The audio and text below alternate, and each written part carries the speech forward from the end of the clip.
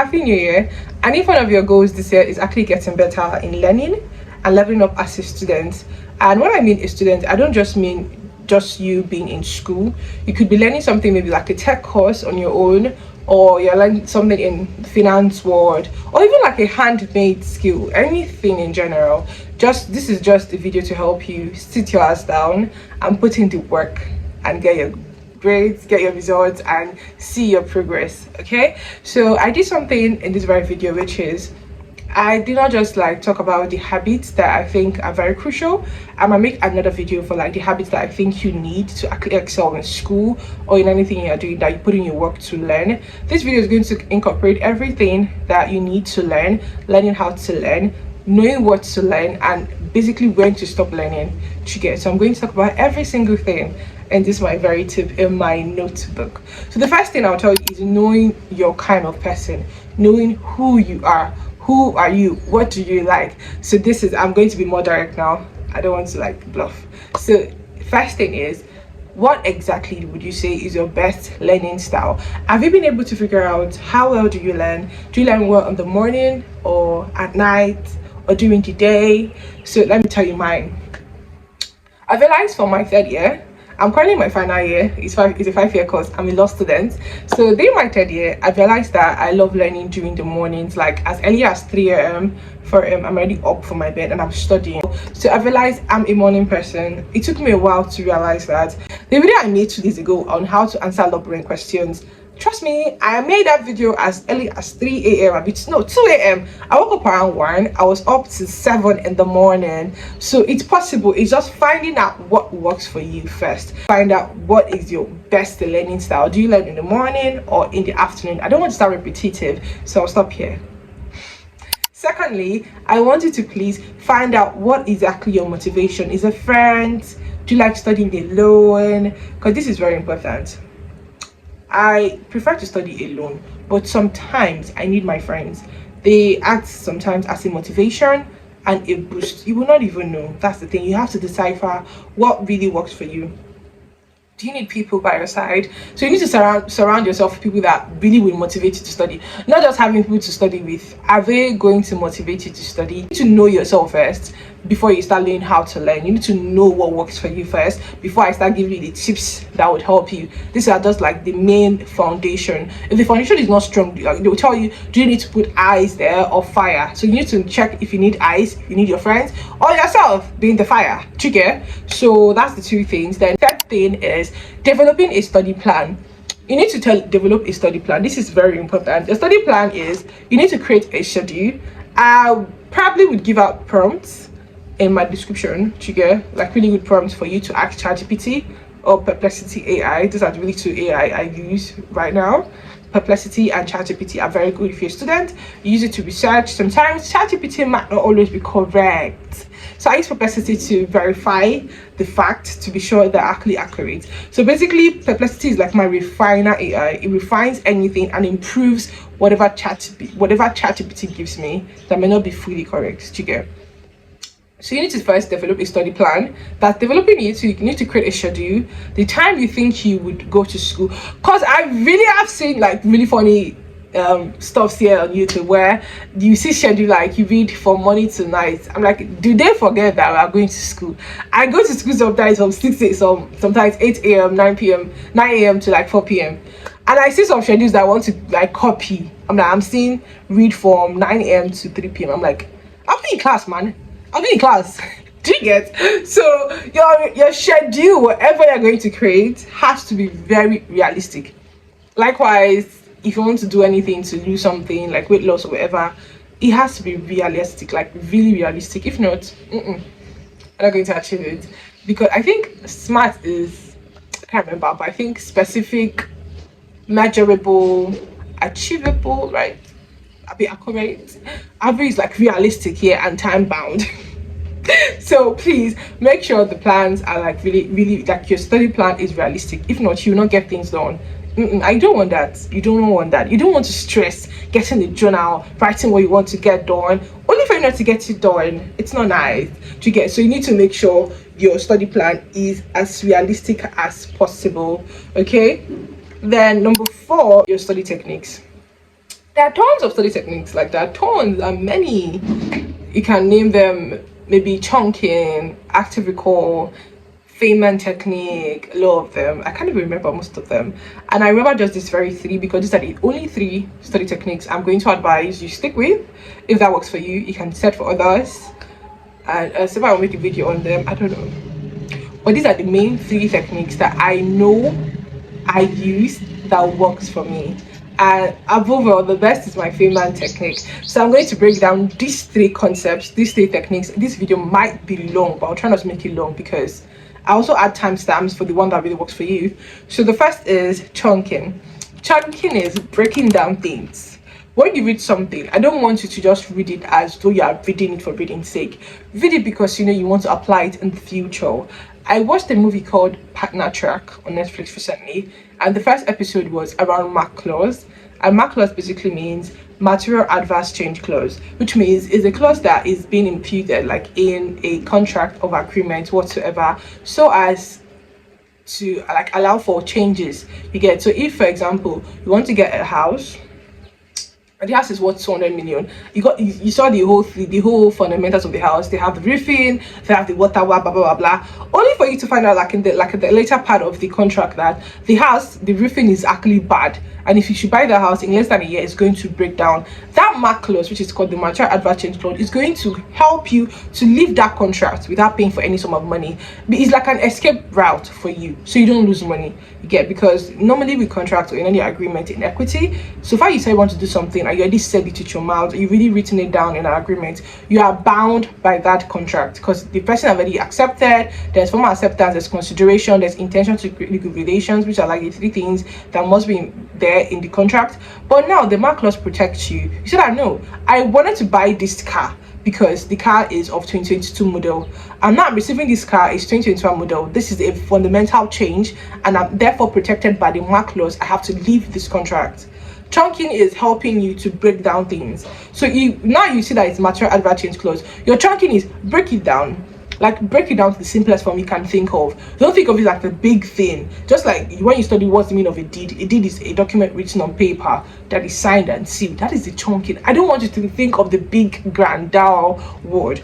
The simplest thing, break it down. Is going to make you remember them as simple as possible and as easy as possible, because the thing with reading is about understanding and being able to retain them for retention purposes for exams. So as you're reading, you should understand it to be able to retain it, like write it back in exam, but not act exactly as it is, not memorizing them, but being able to produce them in a better format that you can relate to. Do you get? Then that is chunking. They just took the lights. Ouch. I have no choice but to continue this very video, and well, let's get on with it, because whether I never likes it or not, I'm going to post this content very soon. I have to. So I wanted to mention the second technique. I already was done with the first one, which is the chunking that I use. The second one that I use is called active recall. This one is a legend. I learned this one around second semester of my third year. I was reading for criminal law, and it was not like it was toxic, but I had different things that I was juggling with school, and I was not having time to read extra. That I wanted to read extra, like 10 hours, 12 hours, 16 hours.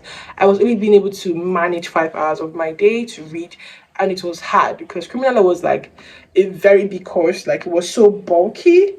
Man, damn, it was bulky. I was scared for a moment. So a friend of mine, it's actually a lawyer, he called me and told me that if I'm having time remembering stuff, then I should implant one thing that is going to help me very well. So he said, after reading something, close your book and remember them with your eyes closed. I'm like, what was that? I didn't know that thing exists. Yeah, I didn't know. So let me give you an example. So let's say we learned about something so unrelated, maybe how the space work and the kinetic energy through the space forces. So you learned about the space working, the kinetic energy, blah blah blah, like 3 different subtopics in that same space travel.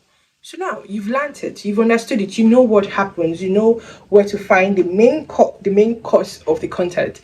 What I need you to do now is close your book and close your eyes and think of them, like remember them, how you arranged them, what they were saying, every single thing. Close your eyes and think of it. Remember them, teach yourself in your head without looking at your book. And of course, since it's like you're practicing, you're learning, if you miss something, like you missed one or two chapters or two topics or two changes in your brain, you open your book, you take a look and close again and do that practice. It's like you're writing your exam, but this time around, it's you're looking at the book, reading your head, see you are able to master every single point, every single changes in your head. You're not memorizing.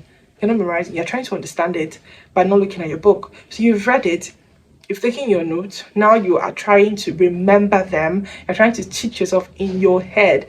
This active recall is very powerful, like it's beautiful. This is going to scale your grades from wherever you were to the level you wanted to get to. Like, I swear, trust me, I'm not supposed to swear, am I? And so please incorporate this technique, it's very important. Active recall really helps me. Like it really helps me. It's reshaped how I was reading then, how I was studying, make notes, trying to remember, reading. Not only that, I was doing it like in a longer process. But this very active recall helps me without really looking at my book. I was able to get a lot more done in very few hours, like in very short time. Like please, so in case you're working or anything, it's going to help you very well in the long run. Okay, so the third technique in my study technique, the best of all, is called Feynman Technique. So this is what they call teach it to someone else. So now get down to someone that is not in law, you'll be like, yeah, let's say, so the naturalist school theory is a school theory that believes that that believes that laws are made from the higher power, which we call God. That the laws of the nature, the universal law, which we know that is a divine law. Actually, someone that is small now. It's the person that this law is called natural law because it's a law of the natural beings. We are natural human beings, which means the laws that we are to believe are the laws that are made by God. These are the laws, like what Thomas Aquinas, he believes that laws are internal, and the Bible told us that our life will be internal. Let us like make heaven. It does that we will have a divine life. That is what the law is. That is, you're telling someone that is young now, and trying to break that thing down to someone that is lesser to understand what you are saying. So you need to, whenever you teach someone else, that is the Feynman technique, break everything down to be very easy, like you're communicating with a person, you're having a chat with the person. Once you're able to do that, trust me, you've got a knack. You've learned that very thing, you've understood it, and that is the main thing about learning and reading. You are reading with the sole purpose of understanding, to go back to exam and rethink and pour that thing in the la crème la pour. So that is the reason, but don't cram, of course. Okay. So number 5 is creating a study environment. Me personally, because I know that I can be very, very, very, very, very, very distractive. Like I distract myself. So what I normally do is when I want to like get into that very deep focus mode, I read outside. I read at the balcony, not in my room. Why?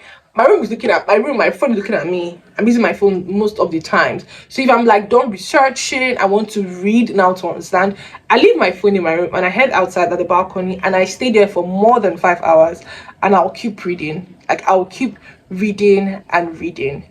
So like you need to get to know what exactly is your environment that allows you to stay focused to read for longer hours. Do you get? Then number 6 is master the act of note taking. You need to start learning how to make notes. Like let me see how I wrote this thing there. So I wrote, there are like different methods. I don't know how they used to have methods for note taking. I mean, I know I write like when I want to write the main things. I know what I want to write. So I think looking at this thing I wrote out, which is called mapping, outlining, and Cornell method. I use the outlining method. I don't really know so much about the Cornell method, but the Cornell method is dividing your notes taking into sections, and the cues, just like flashcards. Your note taking method should, like the corner method, should be able to, you should be able to see where the main points are, where the cues are, where the main things that should be incorporated in exam B. I use the outlining method whereby I outline the main topics, the subtopics, and the very details I want to carry in exam, because like as a law student, you don't just carry meaning. Let's say Now you want to, just like a normal person, I like a lay person that is not a law student, to say we define law as law is just a set of rules that is used in societies just to maintain organization and other. But as a law student, you'd be like John Austin defined law as a law that is made by a command, like made by a power, whatever, back from back sanction, and this was made in the year this and this was made in the case of this and this. You add substances, you add details so as to make your definition or your work a lot more grander, a lot more elaborated, and more sophisticated, because that's why you're a lawyer. You need to be exceptional in whatever you're doing, and it has to be like a stellar imitation in your work. And that is what this practical note taking will do for you. It allows you to remember stuff as you want it, easy as possible. Then the final tips here are just the normal tips I would like generalize for you, which is please and please pray. Please and please pray. It's very important that you are covering yourself, Lord of Jesus, to keep yourself happy, more bold, more confident, and try incorporating the different spiritual Bible verses that would like literally enlighten you and also strengthen you any way possible, because they really help. They helped me a lot.